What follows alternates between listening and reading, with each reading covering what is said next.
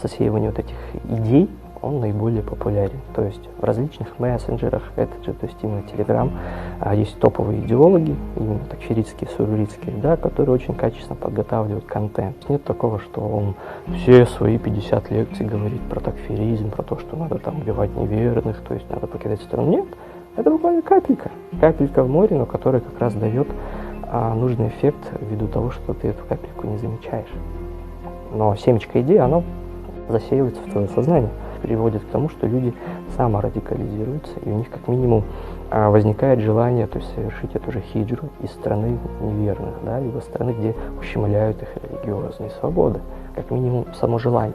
Но была ситуация, когда наши, то есть именно наши казахстанские верующие за рубежом пытались получить фетву у одного из шейхов зарубежных и ближневосточных относительно ситуации у нас в стране. Адекватный шейх был, говорит: а что говорят ваши ученые? Я не знаю, какая у вас ситуация. Я не могу дать вам фетву на вашу землю.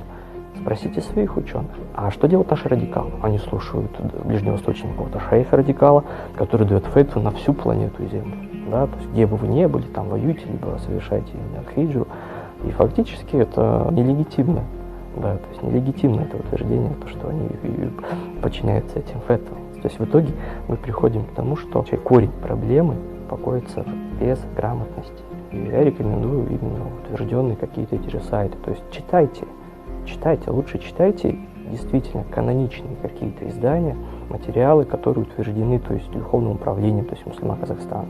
Так как до сих пор существует такое утверждение, что типа ой, у нас безграмотный имам. Да ничего подобного. Это уже устаревшее суждение людей, которых не знакомы, то есть с этой сферой.